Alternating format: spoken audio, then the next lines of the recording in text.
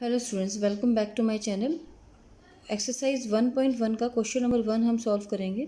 ये वीडियो आपको कल मॉर्निंग में 11 o'clock पर डेली मिलेगी, जो पीछे का हम लोगों का कोर्स रह गया है उसका। तो क्वेश्चन नंबर 1 में हम देखते हैं कि क्या लिखा हुआ है कि यूजिंग एप्रोप्रिएट प्रॉपर्टीज़ फाइंड। तो एप्रोप्रिएट प्रॉपर्टीज़ को लिख करके हमें बताना है कि इसका आंसर क्या है।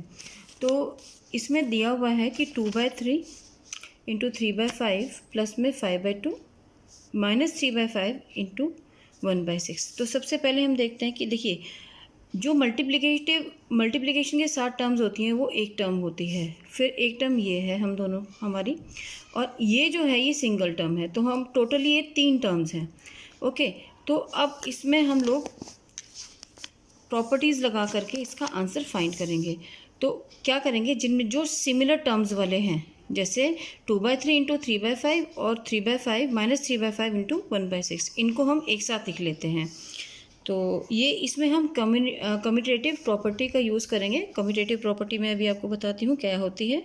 कि पहले हम इनको एक साथ पेयर कर लेते हैं। 2/3 इंटू 3/5, ये माइनस का 3/5 है, तो माइनस 3/5 इंटू 1/6, और ये हम लोगों का प्लस में 5/2 बचा है, तो प्लस में 5/2। अब देखिए, कम्यूटेटिव प्रॉपर्टी ये होती है कि अगर हम a प्लस बी या हम b प्लस a लिखें तो उससे आंसर पर कोई फ़र्क नहीं पड़ता। ठीक है, तो ये हो गई यहाँ पर कम्यूटेटिव प्रॉपर्टी। ठीक है, ये कम्यूटेटिव प्रॉपर्टी हो गई। अब हम यहाँ पर ये देखेंगे कि इस टर्म में और इस टर्म में 3/5 कॉमन है, इस टर्म में और इस टर्म में 3/5 कॉमन है। तो यहाँ पर भी 2 जो है माइनस का है, यहाँ पर भी 3 जो है माइनस का है, तो इनका जो प्रोडक्ट होगा वो माइनस का होगा। तो हम -3/5 को एज अ कॉमन हम बाहर ले लेते हैं। ठीक है, अब हमारे पास क्या बचा, 2/3, और यहाँ पर बच गया हमारे पास प्लस में 1/6, क्योंकि माइनस हम ऑलरेडी बाहर ले चुके हैं, तो यहाँ पर बचेगा 1/6, और ये जो हम लोगों का 5/2 है ये plus by 5/2 as it is है। ये होगी डिस्ट्रीब्यूटिव प्रॉपर्टी। डिस्ट्रीब्यूटिव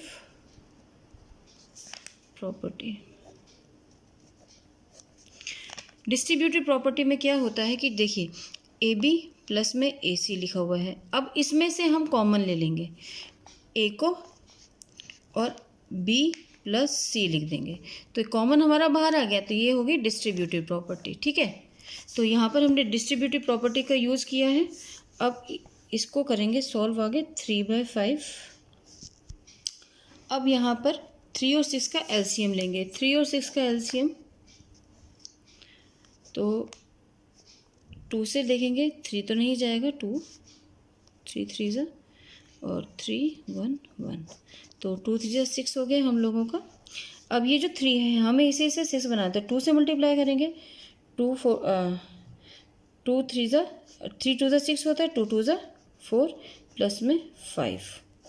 ठीक, अब हम लोग ये यहाँ पे 1 होगा, क्योंकि ये ऑलरेडी 6 है, तो ये हो गया 1 प्लस में 5/2।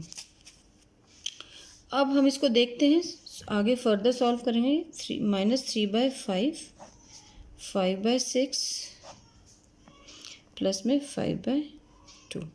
अब देखिए, 5 से 5, 3 से 2, ओके, तो ये हो गया 1/2 प्लस में 5/2। अब इसको देखते हैं, इसको आगे सॉल्व करेंगे कि ये माइनस में है, तो ये 2 तो हम लोगों का एलसीएम रहेगा, कॉमन ही है, तो माइनस में 1 प्लस में 5, तो ये हो जाएगा 4/2। क्योंकि यहाँ पर 5 बड़ा है, उसके आगे प्लस का निशान है, तो आंसर विल बी 2, तो ये इसका आंसर हो गया। तो ये कॉम्यूटेटिव प्रॉपर्टी और डिस्ट्रीब्यूटिव प्रॉपर्टी मैं आपको दोबारा एक बार और बता देती हूँ कि कॉम्यूटेटिव प्रॉपर्टी में हम a प्लस बी लिखें या b प्लस ए लिखें, उससे आंसर का फ़र्क नहीं पड़ता है। और डिस्ट्रीब्यूटिव प्रॉपर्टी के अंदर ए बी प्लस ए सी जैसे लिखा हुआ है तो उसमें से हमने a कॉमन बाहर ले लिया, यानी कि कॉमन टर्म जो हम बाहर ले लेंगे और b प्लस सी हम लिख देंगे, तो ये हो जाएगी हम लोगों की डिस्ट्रीब्यूटिव प्रॉपर्टी। ओके स्टूडेंट्स, देखते हैं क्वेश्चन, हाँ स्टूडेंट्स देखते हैं कि क्वेश्चन नंबर 1 का सेकंड पार्ट क्या है। क्वेश्चन नंबर 1 का सेकंड पार्ट है 2/5 इंटू -3/7 ब्रैकेट में है -1/6 इंटू 3/2 प्लस में 1/14 इंटू 2/5। तो देखिए जो मल्टीप्लिकेशन में है ये एक टर्म है, ये वाली और ये वाली, यानी कि ये 3 टर्म्स हैं। जैसे कि इसमें मैं क्लियर बताती हूँ कि फर्स्ट टर्म ये है, सेकंड टर्म ये है और थर्ड टर्म ये है। अब ये देखते हैं कि किस में क्या कॉमन है। जैसे फर्स्ट टर्म में 2/5 है और लास्ट टर्म में 2/5 है, तो हम इन दोनों टर्म्स को एक साथ रख लेते हैं। जैसे कि कॉम्यूटेटिव प्रॉपर्टी मैंने आपको पहले बताई थी, तो उससे उस तरीके से इसको करेंगे 2/5 इंटू -3/7 प्लस में 1/14 इंटू 2/5। ये वाली टर्म हम एज इट इज़ लास्ट में कर देंगे 1/6 इंटू 3/2। यहाँ पर लिखेंगे कॉम्यूटेटिव प्रॉपर्टी।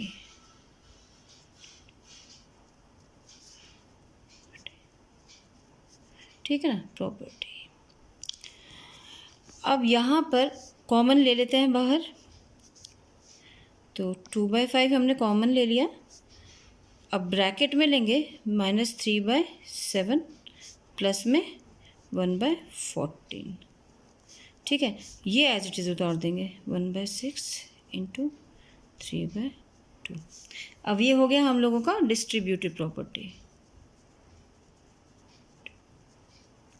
अभी पिछले पिछले पार्ट में मैंने बताया, दोबारा बता देती हूँ कि कॉम्यूटेटिव प्रॉपर्टी के अंदर हम ए प्लस बी लिखें या बी प्लस ए लिखें तो उससे आंसर पर कोई फ़र्क नहीं पड़ता। ऐसे ही डिस्ट्रीब्यूटिव प्रॉपर्टी में ए बी प्लस में ए सी लिखा हुआ है, तो इसमें से हम कॉमन जो है ए बाहर निकाल करके बी प्लस सी लिख सकते हैं। ओके, उससे भी आंसर पर कोई फ़र्क नहीं पड़ेगा, क्योंकि ए से हम बी को भी मल्टीप्लाई करेंगे और सी को भी मल्टीप्लाई करेंगे। जैसे ए से बी को, ए से सी को और ए से बी को मल्टीप्लाई करेंगे, तो हमने कॉमन बाहर निकाल लिया और फिर हम लोगों का आंसर आराम से निकल जाएगा। अब हम यहाँ पर ब्रैकेट को सॉल्व करेंगे। पहले 2/5, 7 और 14 का हम लोग एलसीएम लेंगे। पहले 7 और 14 का, तो 7 तो 2 से जाएगा नहीं, 7 2 ये 7 ज़ा और 7 1 1, तो 2 7 ज़ा 14, तो हम लोग यहाँ पर 14 लिखेंगे नीचे। अब एक चीज़ और बता दूँ कि हमको डिनोमिनेटर सेम करना होगा, जो एलसीएम है उसी से का बराबर हमें डिनोमिनेटर करना होगा। तो अगर हम यहाँ पर 2 करेंगे तो यहाँ पर भी हमें 2 करना होगा।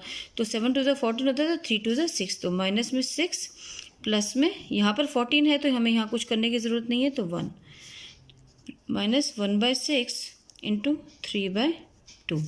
ओके, अब 2/5 -5, क्योंकि माइनस है 1, माइनस 5/14 माइनस 1/6 इंटू 3/2। अब इसको सॉल्व करते हैं। देखिए पहले ही देखिए 5 से 5 जा रहा है, तो 5 माइनस में 1, 2 का 2 7 ज़ा 14। अब यहाँ पर भी देखते हैं, 3 2 ज़ा 6 हो गया। ठीक है, 3 2 ज़ा 6 1 1। अब इसको हम आगे लिखते हैं कि माइनस में 1/7 माइनस यहाँ पर 1 ही है, तो 1/2 2 ज़ा 4, ये हो गया। अब हम लोग 7 और 4 का एलसीएम लेंगे, 7 और 4, तो 2 7 नहीं जाएगा, 2 2 ज़ा 4, 2 7 1 और 7 1 ज़ा 1 ज़ा, तो 2 2 ज़ा 4, 4 7 ज़ा 28, तो हमारा आ गया एलसीएम 28। तो 7 4 ज़ा 28, तो माइनस में 4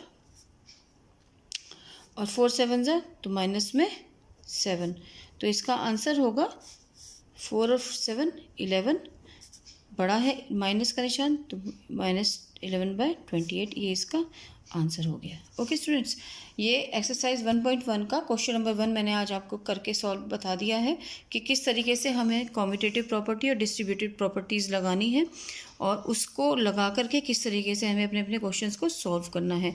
तो आपको अगर क्वेश्चंस समझ में आए हो तो प्लीज़ मेरा चैनल को लाइक, शेयर और सब्सक्राइब कीजिए। And thank you for watching.